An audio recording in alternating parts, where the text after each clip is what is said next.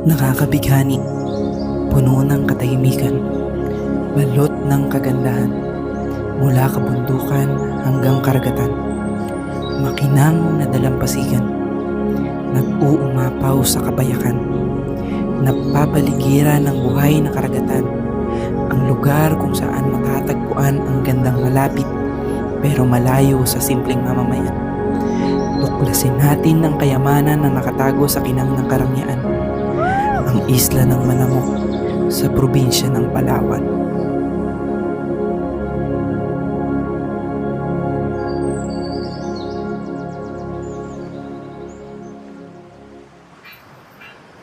Mula sa Tayay Island na nasasakupan ng bayan ng Agutaya, sakay ng isang bangka, 2 oras ang kailangan lakbayin patungong Manamok Island. Bago makarating sa aking pakay, bahagyang lumiko ang aming bangka na tipong may iniiwasan. Isang pamilyar na isla ang sumilay sa aming paglalakbay. Ang Pamalikan Island kung saan naroon ang Amanpulo, isang pribadong isla kung saan mga kilalang tao lamang nakakapunta, kagaya ng mga bigating politiko at mga celebrity mula sa iba't ibang panig ng mundo. Ngunit hindi ito ang aking pakay. Mas payak, mas maganda, at higit sa lahat, walang kailangang bayaran.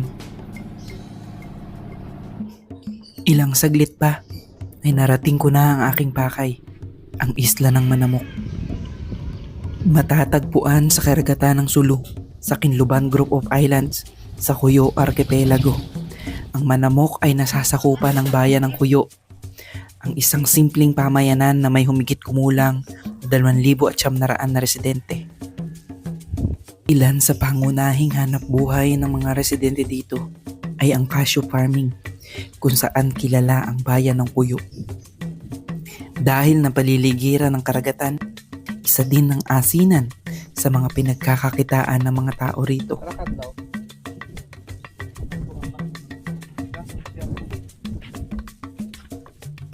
Alam nating lahat, asin ang pangunahing pampalasa ng pagkain ng kahit na sino, mahirap man o mayaman. Nasasalamin sa barangay ng Manamok, kung saan ang mayaman at mahirap ay tumitikim ng kagandahan pero sa magkaibang hapagkainan.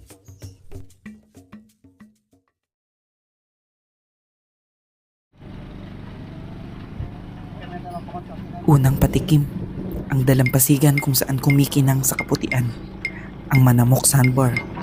Sakay ng isang tricycle na hiniram ko sa isang lokal. Mararating ang Manamok Sandbar ng ilang saglit lamang.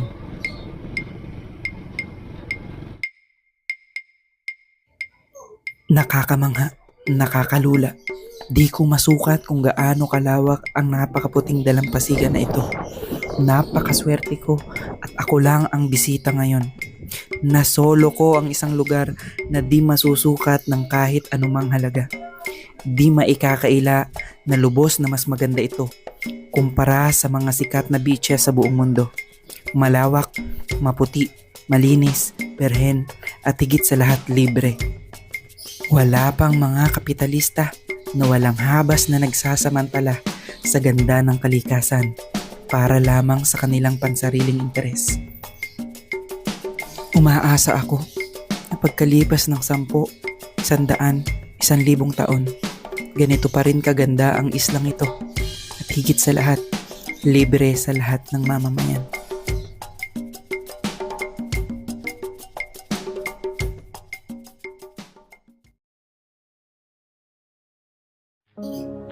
Upang mas masilayan pa ang ganda ng buong isla, aakyatin ko ang pinakamataas na lugar dito, ang Mount English. Dito ako ngayon sa Manamok Island. And then, try natin akyatin yung Mount English. So, it's around 9 a.m. na. Medyo mainit na. Pero try pa din natin kasi yung Mount English is open space. So, totally walang puno. So, medyo mainit ngayon dahil dry season na. So, tingnan natin kung kaya pa maakyat. Ayan. So approaching pa lang tayo sa jump off.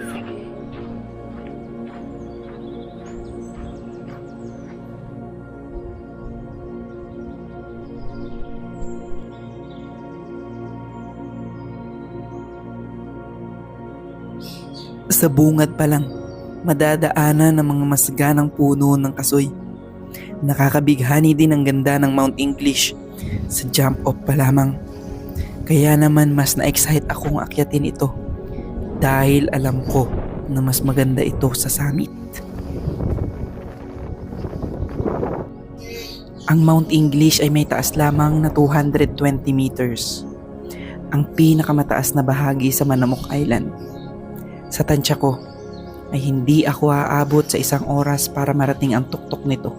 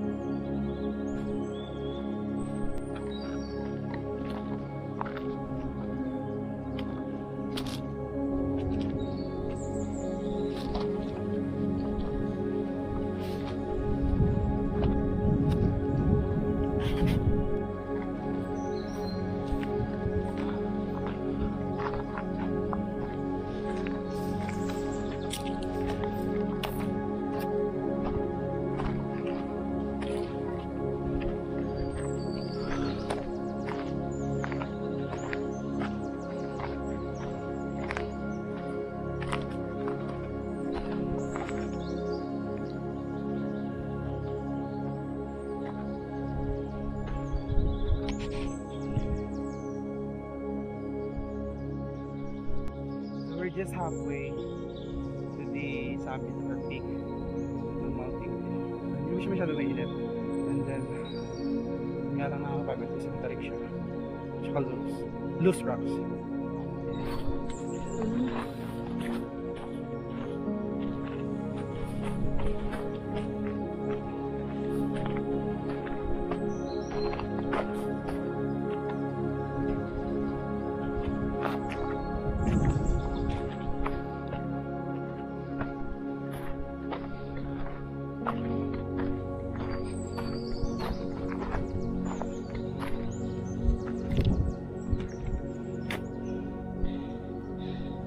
Sa kalagitnaan, di ako nagkamali. Nagpamalas na agad ng kakaibang ganda ang view ng Mount English.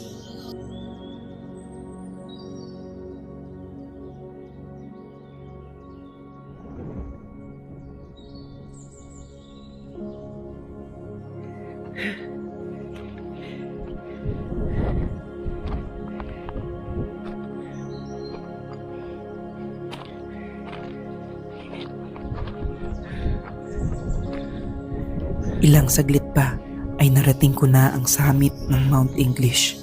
Napakaganda dahil walang masyadong puno, nababalot ng damo ang kabundukan. At dahil dry season ngayon, nag-uumpisa ng matuyo ang mga damo na mas lalong nagpatingkad ng ganda ng buong isla.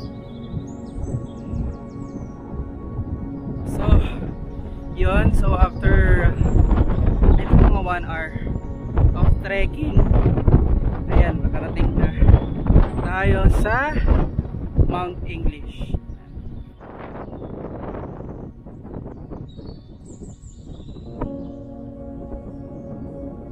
Kung mapapansin nyo, hindi siya kulay green, kulay brown siya. It's because dry season ngayon. So pag dry season, natutuyo yung mga damo. Pero kapag wet season naman is kulay green itong Mount English. So yeah, napakaganda niya pareho. Actually nakita ko na to sa picture yung kulay green siya. And then yeah, same, equally beautiful din siya kapag dry season. So yeah.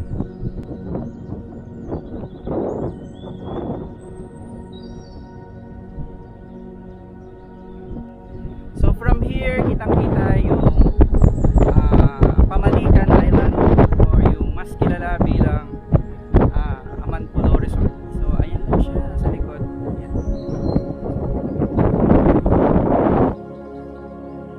Simula noong itinayo ang Amanpulo, karamihan sa mga residente ng Manamok ay nakapagtrabaho sa resort. Ito ang naging pangunahing hanap buhay ng mga tao dito. Para makapunta sa Amanpulo, nasa humigit kumulang 100,000 ang kailangan para makapagstay ka sa loob ng isang araw. Ngunit sa Manamok ay gumastos lamang ako ng 1,000 para sa gasolina ng aking bangka. Napakalayo ng agwat ng halaga, pero di hamak na mas exciting at mas rewarding ang Manamok Island.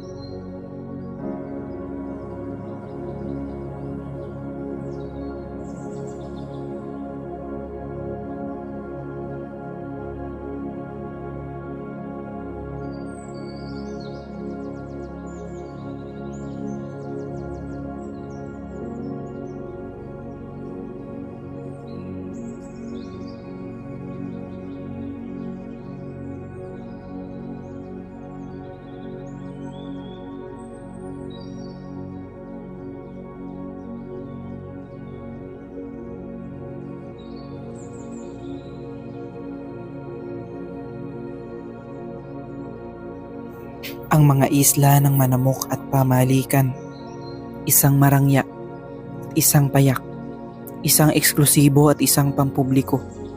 Ngunit pareho lamang nasa iisang karagatan, iisang tanawin, magkasing puti ang mga buhangin, parehong sariwa ang hangin.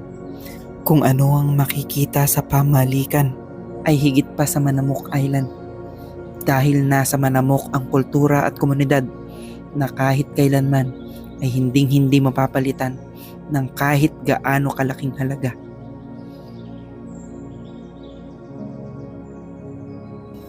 Muli, ako si Jeff Riddles at ito ang Manamok Island